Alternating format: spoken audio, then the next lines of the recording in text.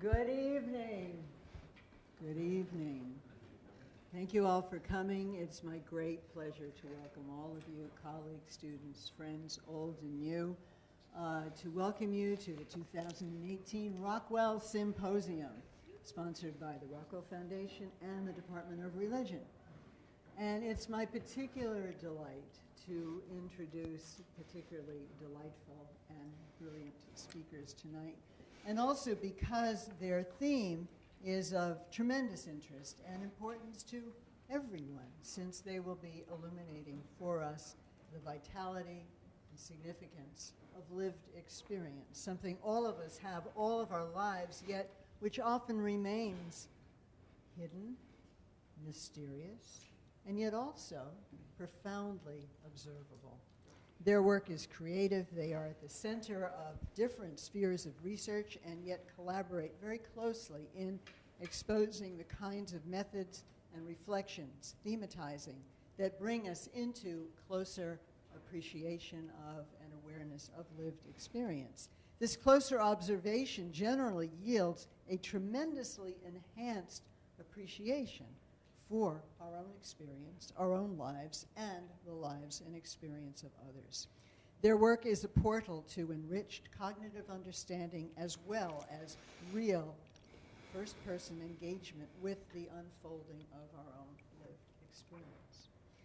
Our first speaker, Professor Claire Petit-Mangin, is Professor Emerita of the Mines Telecom Institute in Paris and Associate Member of the Husserl Archives at the École Normale Supérieure, also in Paris. She describes her research as focused on the dynamics, the process of lived experience. She explores this through the method of micro-phenomenological inquiry into the actual details of experience. This is a method that enables awareness and also quite precise, even scientifically precise, descriptions of all types of experience. The experience of hearing a sound, spelling a word, hearing a bird, and beyond. She conducts 5-day trainings in Paris and elsewhere. She's actually headed from here to the University of Wisconsin, where she's going to be training scientists and others connected with the lab of Richie Davidson, which has ongoing neuroscientific research related to the business of experience. I'm personally very grateful to have attended several of her trainings, which attract a wide variety of attendees who are interested, as is she, in the epistemological, the therapeutic, the artistic, the educational, and the contemplative application of microphenomenology, which is turning out to be really phenomenally useful across many disciplines. And this is just one of the exciting things about it. 2 of her path-breaking articles, which you can find on her academia.edu, site are Toward the Source of Thoughts and The Intuitive Experience. And she's also the lead author on a joint article in which Professor Bitball also participates, What is it like to meditate? We have 2 speakers tonight. Claire Petit-Mangin is our first. She will speak for more or less 50 minutes, and then we'll have time for a few questions on her work. And then I will introduce Michel Bitball, who will also speak for about 50 minutes, take a few questions on his work, and then we will open up to a potentially very exciting discussion involving both of our speakers, who indeed, as I said, work very closely together. So, hats off to a wonderful evening, and thank you so much for coming here with us.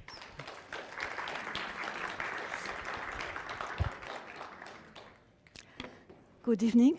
Can you hear me? Does it work? No? It's only transmitting to the video. Okay. But do you hear me? Yes. It's okay. Okay. So thank you very much, Anne. Where are you? Oh, Anne. And thank you also to the Rockwell Foundation and the Department of Religion for inviting me and giving me the opportunity to share with you my interest in the exploration of lived experience. my presentation will be devoted to microphenomenology, a psychological microscope which enables us to study our lived experience very precisely.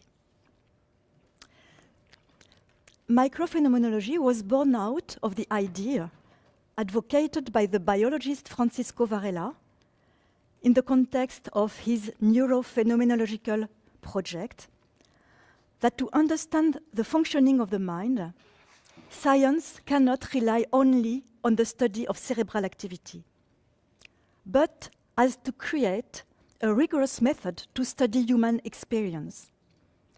It was a groundbreaking idea, because until then, science was built on the exclusion of lived experience.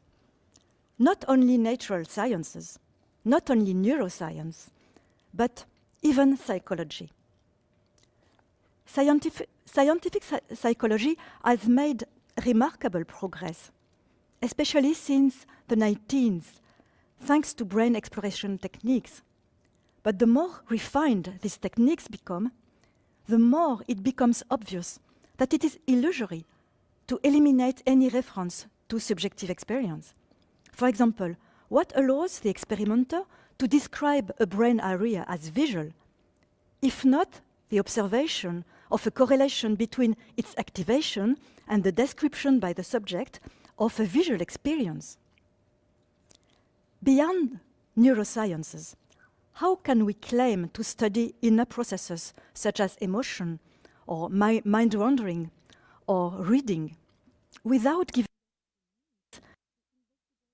the images, the feelings that the subject lives inside? Above all, how can we claim to study consciousness when eliminating the point of view of the conscious being? As Francisco Varela said, if we were to live out experience, it would be like cutting out one eye. I would say both. However, what is experience? My lived experience being the most personal and intimate thing about me, I think that I am familiar to it, and that it should not be very difficult to answer the question. The answer to the question, what is experience, is rather simple. My experience is made of the sensations, feelings, emotions, thoughts, and actions that I live instant after instant. It might perhaps be difficult to find words to describe some of these components, especially feelings and emotions, but they are immediately accessible to me. I cannot imagine for a moment that I could fail to perceive them or be misled about them. However, what do we really know about our lived experience? If I asked you to describe precisely how you proceed in writing a letter or an article, or even in spelling a simple word, or what you are doing to understand me right now, it's very likely that in a first stage, I would obtain quite scanty descriptions. I would probably manage to collect the description of what you know about the processes of writing or understanding, of what you either heard or read on this topic. But in order to describe very precisely the way you really proceed, it would be necessary to carry out a thorough examination. All of us, hopefully, we know to perform these actions, understanding, reading, writing, but we have only a very partial awareness of how we go about doing them.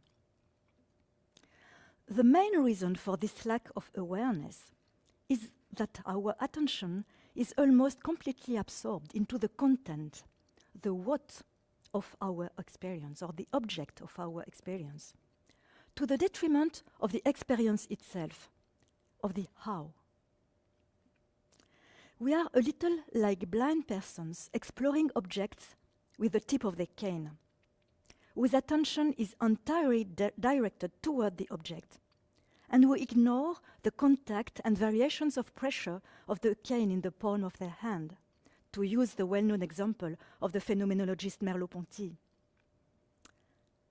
Like blind persons, we use this information in action, but usually it remains largely unrecognized, unnoticed, transparent in a way. For example, while writing an article, I am completely absorbed into the content of the ideas I am trying to express, but I am hardly aware of the contact of my fingers on the pen or the computer keys, of the tensions in my back, of the rapid succession of inner images, slight emotions and felt meanings, rapid evaluations and comparisons, which accompany and in fact constitute my activity of writing. This blindness does not only concern our intellectual processes, but also our intersubjective experience. Let's imagine that I am talking, for example, with my colleague Michel in a cafe in Paris or in Houston. My attention is completely focused on the content of our conversation. I'm not fully aware of the emotions triggered by the ideas we are exchanging. I'm hardly aware of the gestures Michel is making while speaking, and even hardly aware of my own gestures. Even as fundamental and pervasive experiences as our bodily and sensory experiences largely escape us.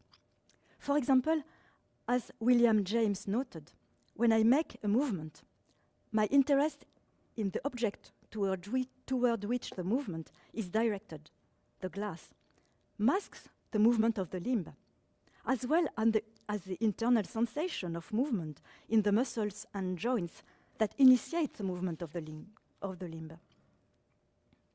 Or to take another example, when a sound occurs, my attention instantaneously focuses on the physical object at the origin of the sound, whose name and image immediately masks my experience. In a fraction of a second, I recognize the sound as the sound of a blackbird in the plum tree, leaving myself, forgetting in a way, my immediate experience of this song. No. Go back. Thank you. The scientific article which has contributed the most to discredit spontaneous descriptions of experience is a paper by Nisbet and Wilson published in 1977. In this paper, which is the most cited one in cognitive science, almost 10,000 citations today, the two researchers drove from a series of experimental studies the conclusion that we have no introspective access to our cognitive processes. It is a very well-known experiment. Please. A Swedish team of cognitive scientists tried to challenge these conclusions through the following experiment. The experimenter shows the participants two pictures of women's faces and asks them to choose which one they find the most attractive.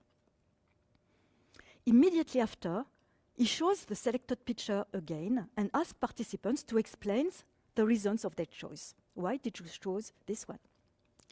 But in some cases, the picture which is represented is the one that was not chosen.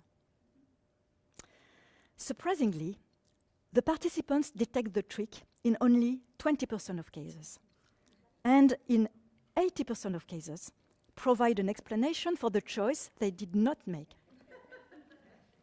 Interesting. This result seems to confirm, how do you say confirm? That we have no introspective access to our choice processes, and by extension, to all our cognitive processes.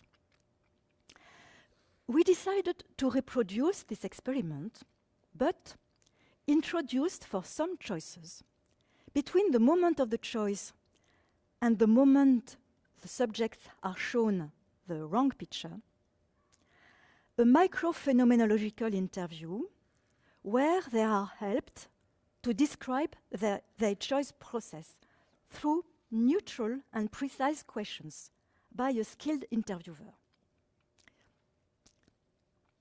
Here are our results. The colored part corresponds to the rate of detection of the trick, of the manipulation. In the trials where subjects did not undergo the interview, our results are similar to those of Johansson. However, in the trials where subjects are assisted in the description of their choice, they detected the trick in 80% of cases. A second important result is that unguided participants, even when they are not fooled, only provide scanty descriptions, such as, "I chose this one because she had a nice smile." They remain focused on the what of their choice. That is the chosen or unchosen sometimes face. While guided participants provide very detailed description of how they chose, of their choice processes. For example, the chronology of exploration of the features of the faces, or fleeting inner images which were evoked by the pictures, or subtle inner feelings which were used as choice criteria. 3,000 words versus only 200 words for the unguided reports. These results confirm that naive descriptions of our cognitive processes are usually poor and unreliable. But they show also that guided participants do something special, perform specific acts, which enable them to access their experience and therefore detect the manipulation. What do they do?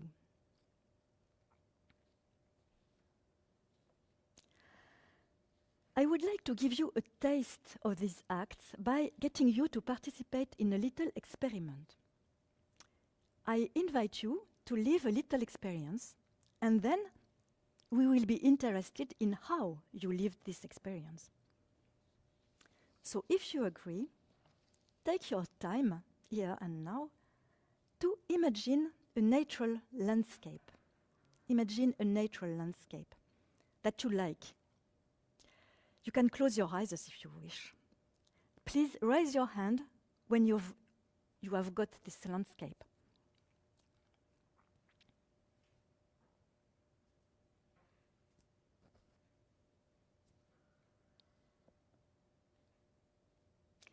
Thank you. Thank you.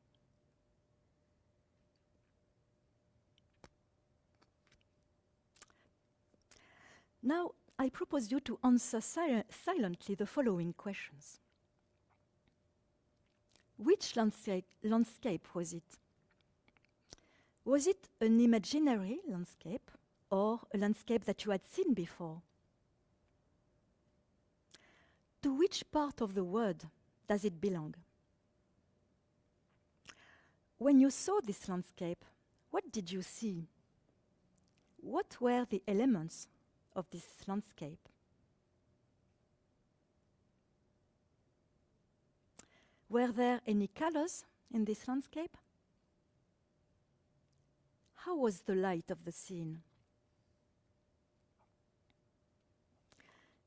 Now, what was your point of view on this landscape? Did you see it as if it was a photograph or a film? Or were you inside the landscape?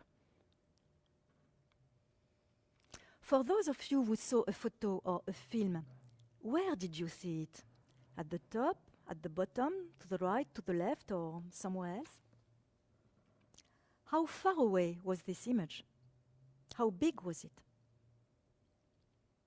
For those of you who were inside the landscape, were you seeing it out of your own eyes? Or were you seeing it from the eyes of another person in the scene? Or from elsewhere in the scene?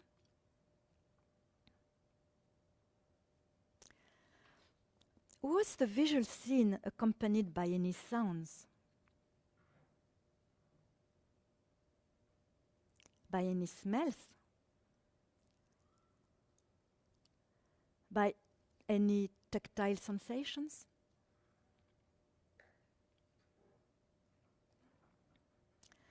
Now, take the time to retrieve that scene. What it is like to be in that landscape, at least for those of you who were in the scene.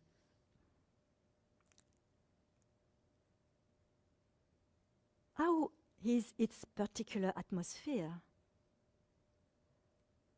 What does this landscape do to you? Do you feel anything, even very subtly? If so, what kind of feeling is this feeling? Is it located somewhere? Does this feeling have an extension, a volume, a particular texture?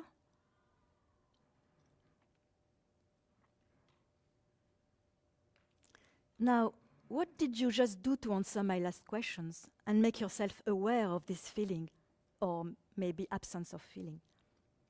How is your attention when you attend this feeling? What is its scope, its direction? What parts of your body are involved when you attend this feeling? What do you do to become attentive to this feeling evoked by the landscape?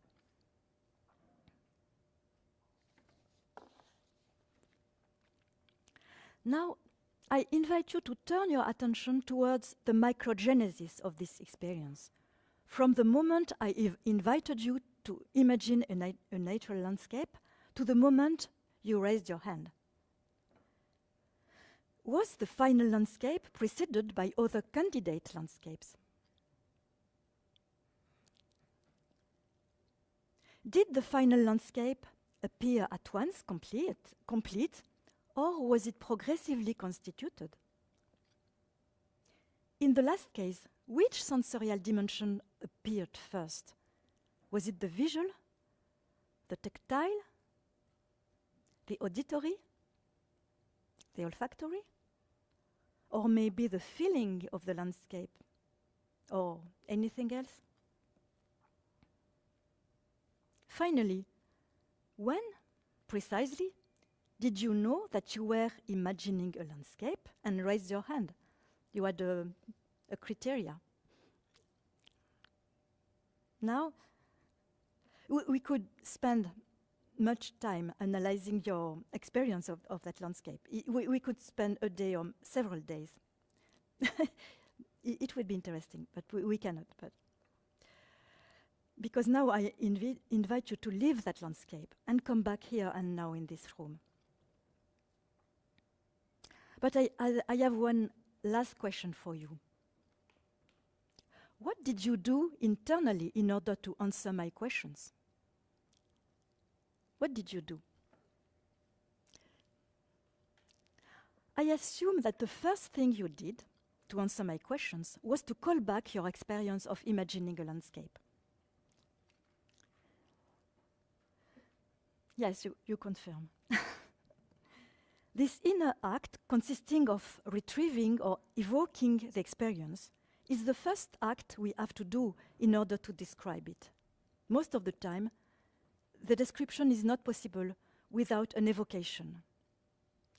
And evoking a past experience is a very specific process, which has been little studied until now, in fact.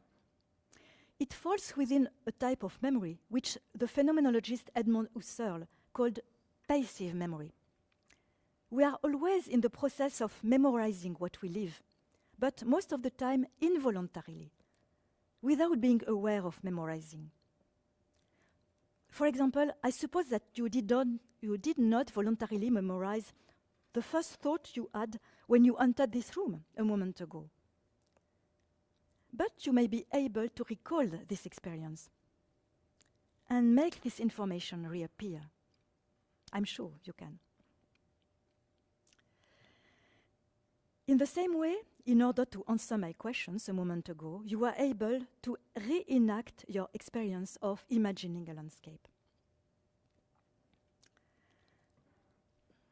Then my questions aimed at helping you perform another inner act, diverting your attention from the content, the what of your experience, towards how it appeared to you.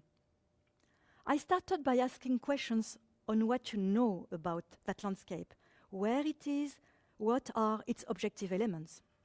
Then I progressively tried to draw your attention towards something more evanescent, more intimate, somehow closer to you, your experience of that landscape, and the microgenesis of this experience, which might have been partly unrecognized at the initial moment, the first time when you imagined the landscape. What does this reorientation of attention consist in? In Occidental psychology, it has been called introspection. You are supposed to reorient your attention from the external world to look inside yourself. Introspection. However, the word introspection is extremely misleading, because becoming aware of one's experience doesn't consist in distancing oneself from it in order to observe it, but on the contrary, in reducing the distance, in coming closer to it. It's not a matter of splitting oneself into two parts in order to look at one's experience, but on the contrary, of coming into contact with it. As Merleau-Ponty wrote, this act doesn't consist in raising ourselves above our perception of things, but to plunge into it, to dig it out and enlarge it.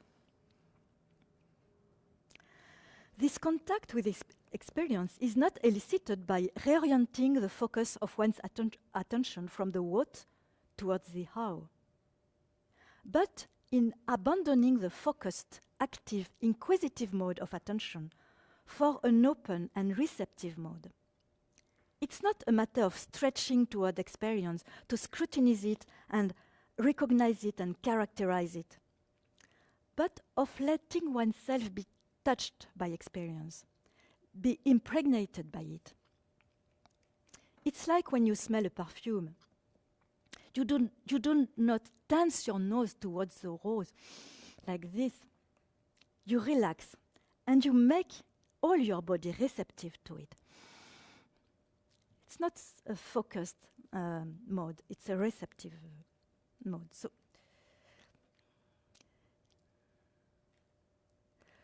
coming into contact with one's experience doesn't mean either diverting one's attention from the external objects towards an inner word, to introspect. Because when we free ourselves from the absorption into the objects of experience, to explore our experience of objects,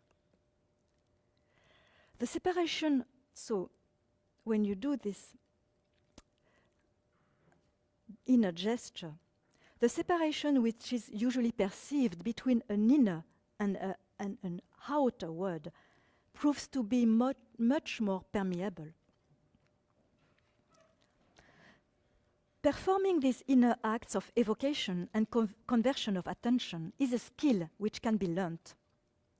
These acts may also be triggered and accompanied through relevant prompts and questions in the context of an interview, such as the microphenomenological interview. Let me add that unlike the sort of collective interview that I have just proposed, a microphenomenological interview is not made of predetermined questions. It has nothing to do with the questionnaire. On the contrary, each question is based on the previous answer. To give you an idea, here is a short excerpt of an interview. So I'm going to read it quickly. If you agree, I would like you to come back to the moment I asked you. Take your time here and now to imagine a natural landscape that you like. What happened then? At that moment, the thought I had in my head vanished. How did it vanish? Was it instantaneous or gradual? It was very quick, but it nevertheless took a moment. And what happened during this moment? I loosen my tension on that thought. And when you loosen your tension on that thought, what do you loosen? In fact, I loosen a light tension in my head. Where exactly is this light tension in your head? It is at the top to the right and at the front of the head. And when you loosen it, how do you go about it? What do you do? And so on. As you can notice, the questions of the interviewer are empty of content. They are limited to drawing the subject's attention to the various moments of the experience without suggesting any content. For example, what happened first? What happened then? Another quick key question consists in questioning the verbs of actions used by the interviewee. For example, when she says, I loosen a tension, the interviewer asks, when you loosen this tension, what do you do? This question is at the same time very precise, very focused, and non-inductive, because completely empty of content. When you do that, what do you do? It helps interviewees stabilize her attention on a subtle inner micro-gesture, micro-act, and provide a precise description without infiltrating any presupposition. The question, how do you know that your attention is now loosened? Draw the interviewee's attention toward the very implicit criteria of realization of this micro-gesture. The slowing down of the verbal flow, the presence of hesitations and silences, co-verbal gestures, the use of action verbs in the present tense are then clues that the subject is not reciting ready-made knowledge, but is discovering unnoticed processes. Microphenomenological interviews have an iterative structure which consists in helping the subject to evoke the experience to be described several times, while guiding their attention towards a diachronic mesh which is finer each time. The resulting descriptions are very fine-grained. To give you an idea, the average length of an interview is 1 hour for describing a few seconds of experience, maybe 3 seconds of experience.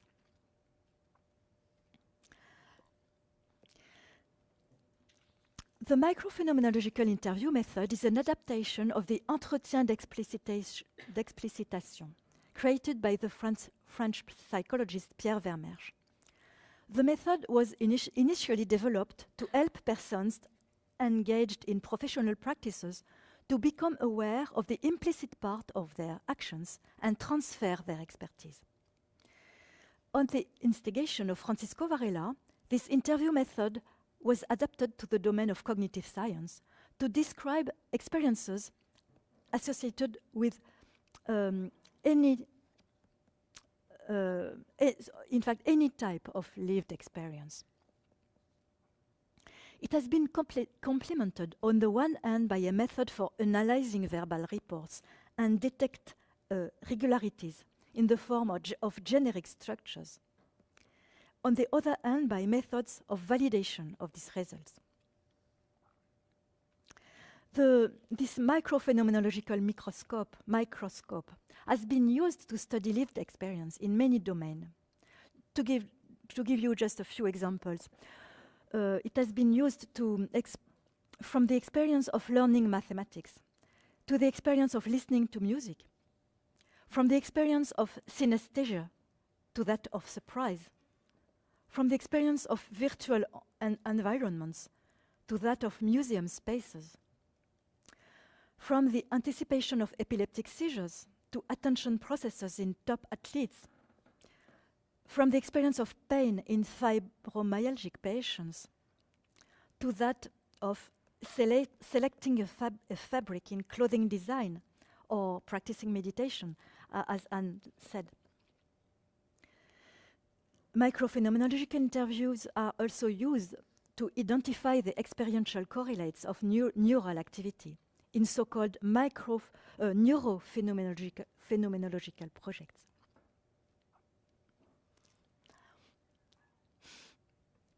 Now, what does the process of coming into close contact with one's experience enable us to discover?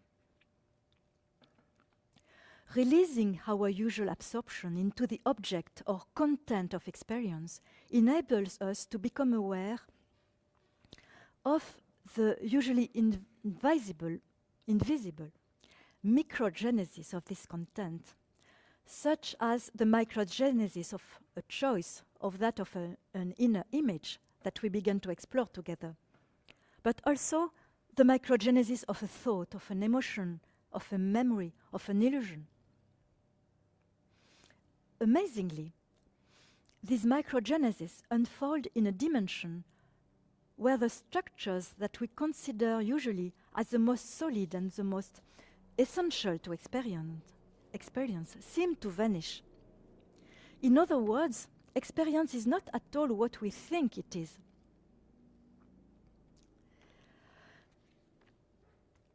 First, in this dimension, the qualitative difference that we usually perceive between abstract thought and bodily sensation reduces. Experience is first felt. And in this felt dimension, the rigid separation between body and thought that we often think to experience becomes more permeable. Think, for example, of the emergence of a new idea when it first emerges as a presentiment, a direction of thought which silently guides your research. For instance, a well-known scientist that you will probably recognize described the emergence of his main idea as follows. For all these years, there was a feeling of direction, of heading straight for something concrete. It's of course very difficult to express this feeling in words, but I add it in a sort of overview, in a certain way visually. Do you recognize the... Who wrote these words? The space of an idea, even a very abstract idea such as the theory of relativity, far from being an abstract geometrical space, is an inner landscape which a very specific texture, a density, contrasts of rhythms and intensities, in which the rigid separation that we usually establish between body and mind seems to weaken. This felt space is also characterized by a certain permeability of the border, usually felt between inner and outer space. It is easier to become aware of this aspect when the tension towards the object releases, especially in perceptive processes. For example, when a sound occurs, my attention usually focuses on the physical event at the origin of the sound. And this focused attention has an impact of the structure of my lived space. The object is out there, far from me who am here. This mode of listening creates a distance, a separation between the perceived object and the perceiving subject. When a sound occurs, instead of going in search of the sound, listening out towards it, I can also make myself receptive to it, letting the sound come to me, letting myself be touched by it. Pulsation, beat, caress, shiver, the dimension of the experience which is then discovered is made up of imperceptible dynamic modifications of intensity, orientation, amplitude, texture, and rhythm. Listening like this, a little as we listen to a piece of music, creates a sort of rhythmic attunement between bodily space and outer space, which has the effect of softening the limit between the two spaces. In visual perception too, loosening the tension towards the object has the effect of weakening the bodily boundaries. For example, a woman I interviewed told me how she suddenly discovered what it is to see this way. It was on a spring day, and she was watching the yellow flowers in her garden. Suddenly, she said, I felt what it is actually to see. To see is not casting your gaze towards something, projecting it, but really it's letting the color, the landscape, come to you. You're there and you receive it. And you have the impression that the color, the landscape, imprints itself inside you. What is also interesting in this testimony is that this gesture of loosening enabled this woman to begin to accept a very painful grief. By letting herself be impregnated by the yellow color of the flowers of a garden, she began to recover.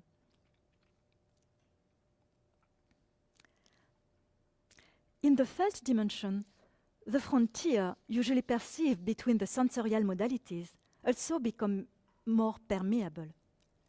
For example, the feeling of direction that led Einstein to the theory of relativity seems both kinesthetic and visual.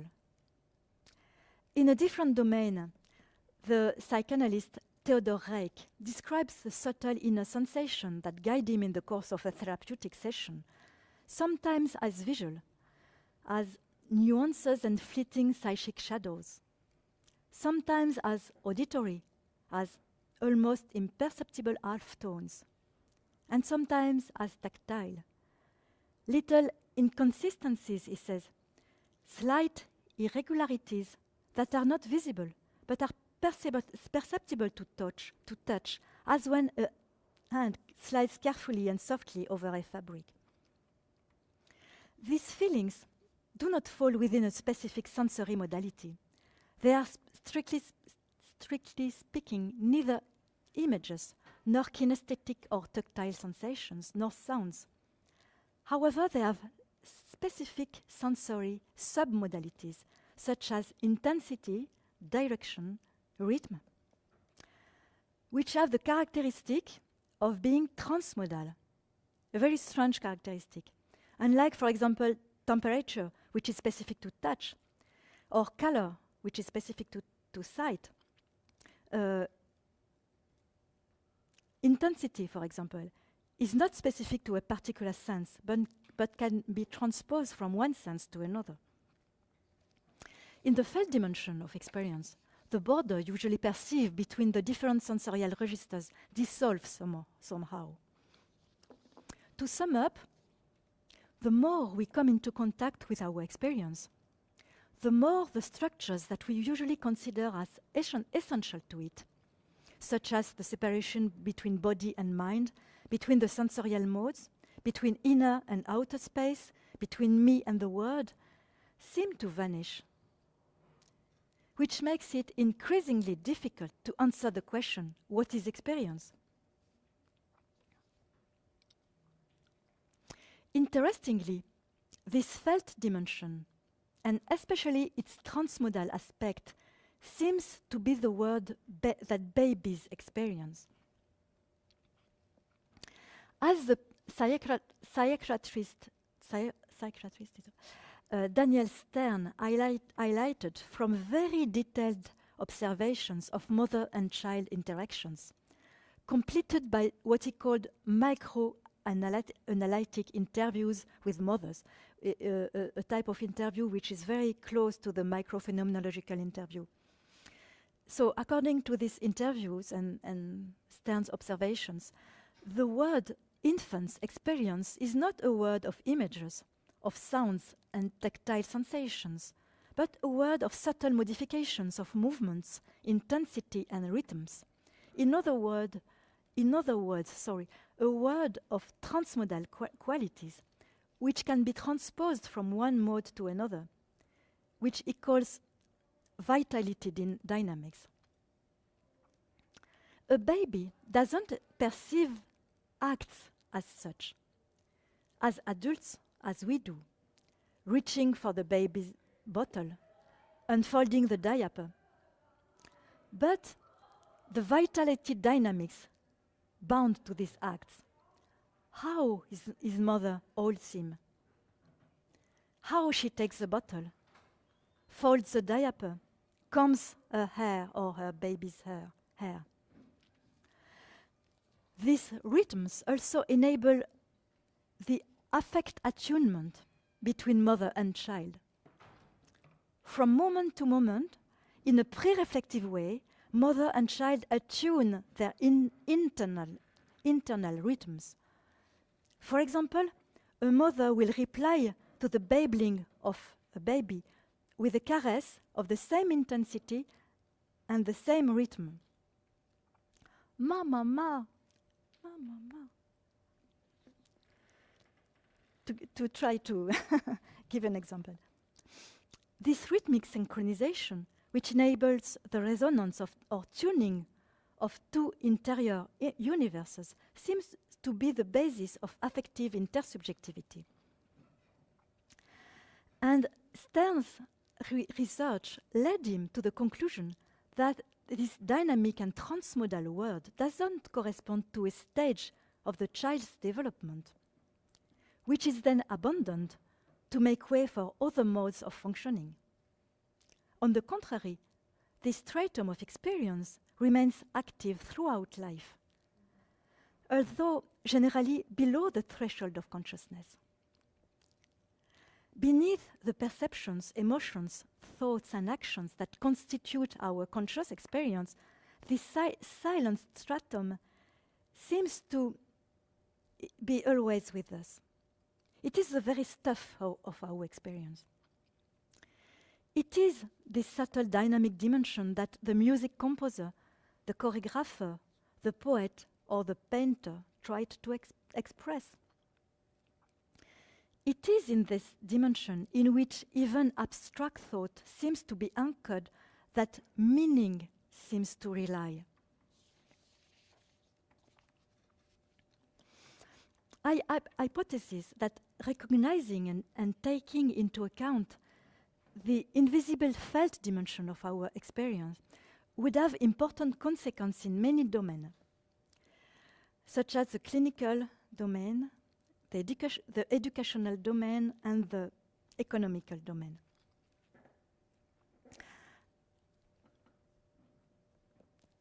For example, and it will be my conclusion, what would be the effect of recognizing the felt dimension on the educational level?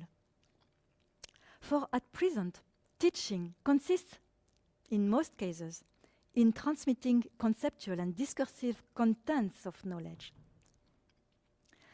But if understanding an idea means accessing the felt meaning which is at its source, are our teaching methods most of our teaching methods appropriate? Are they able to create real understanding? Which teaching methods, instead of only transmitting abstract contents of knowledge, could help students come into contact with the invisible felt dimension of their experience, where meaning has its source? By allowing children and students to come in touch with the depth of their experience, such pedagogy could re-enchant school and might help foster the creativity that is needed to invent novel solutions to the serious problems our society is facing. So thank you very much for your attention.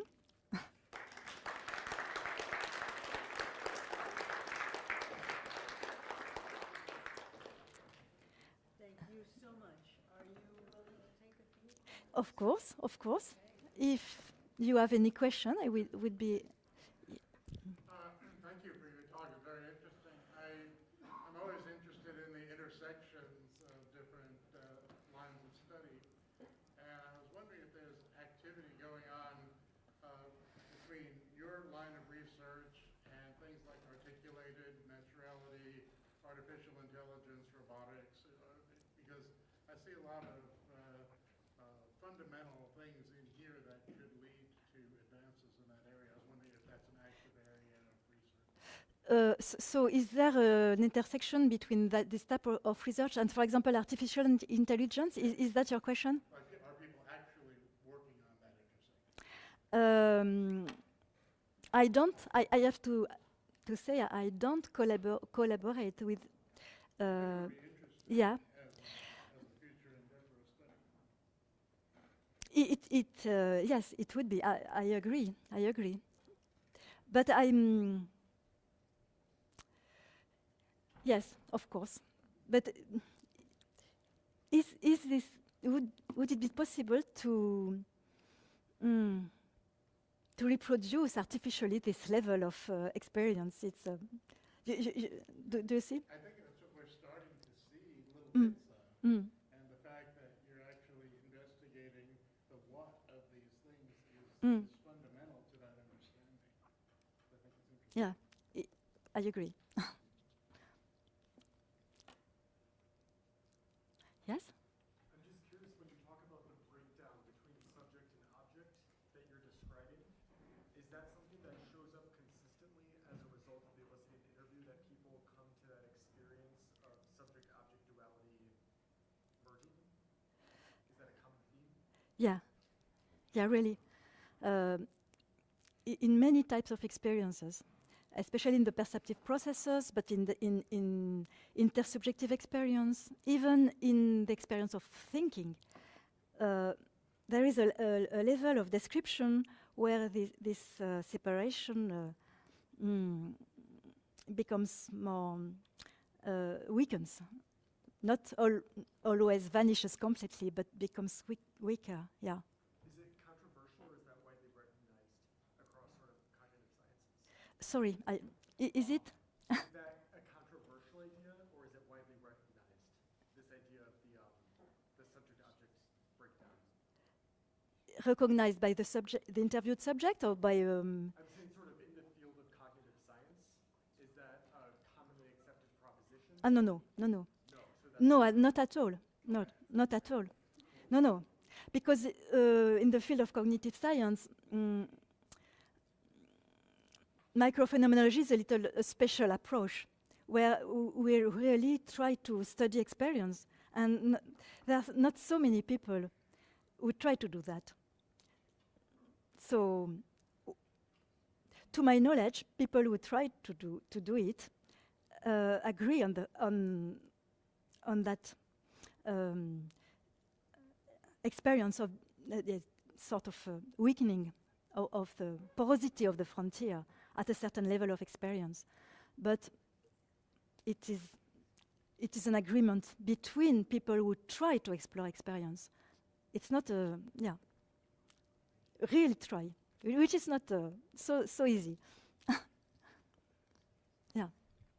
So I've done journal writing since I was a really little girl, actually, and I continue to do a lot of. Sorry. Okay, so I do a lot of journal writing, but like self-reflective writing, and I'm curious about the place of writing and creative processes as a way of accessing this kind of attention to experience, because you've talked about doing it like in an interview with another person, but what about like sort of holding that space for yourself?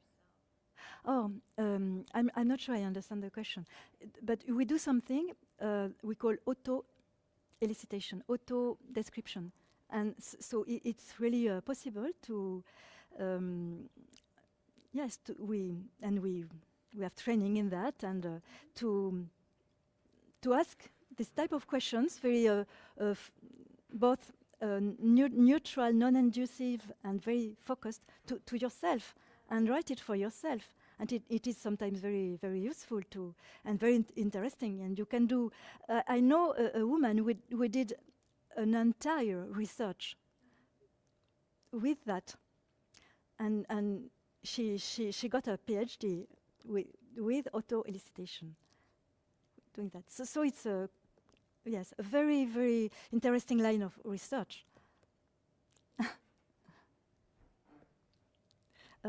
Yes, please. I like your questions about re-enchanting schools, and I'm wondering if you have studied that and if you have answers to any of these questions about how you could actually help students learn, students who have difficulty learning. Would you ask them to reflect on the difficulties they have, and wouldn't that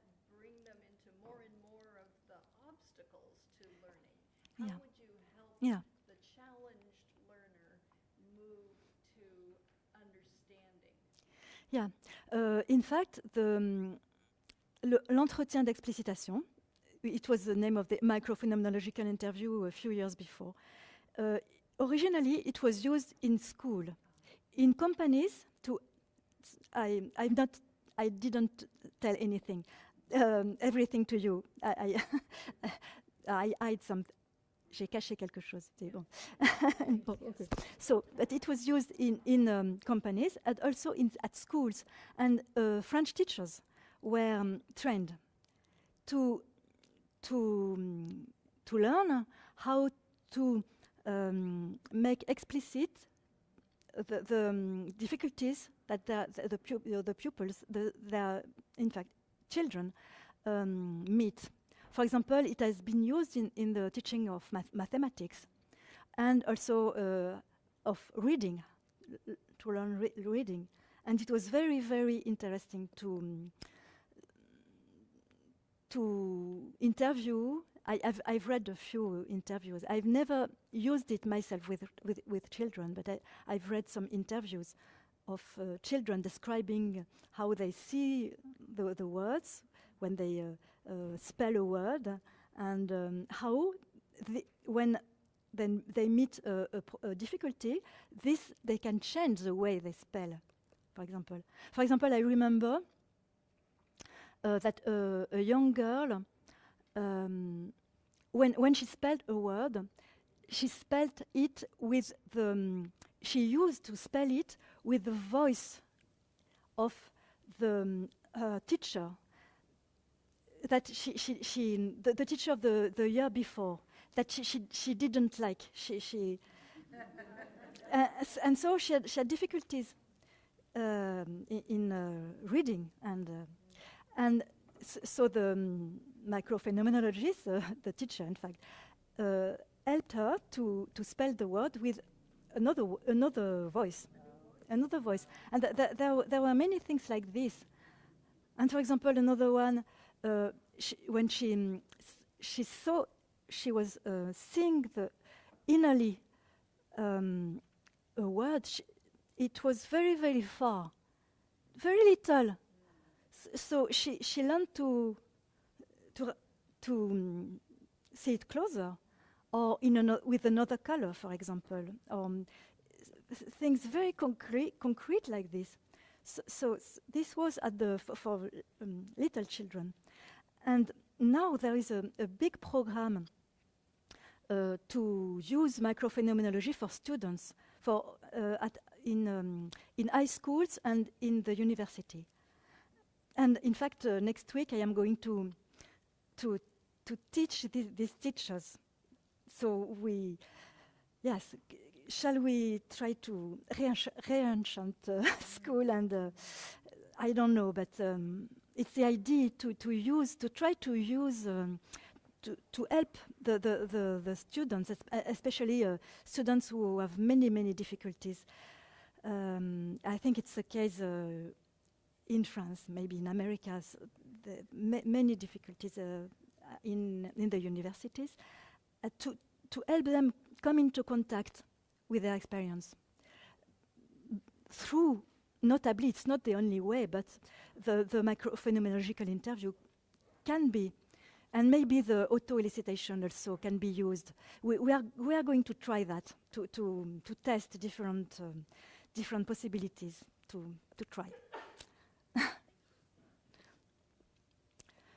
Yeah. That was really great. I was wondering, your microphenomenology gives you a really high resolution, fine-grained analysis of obviously your lived experience. So are you waiting for neuroimaging technology to catch up, in the sense that we don't really have fine-grained enough to really capture all this amazing detail that is in your microphenomenology? Yes, the level of detail is not the same, except in some. I have a colleague, Jean-Philippe Lachaud,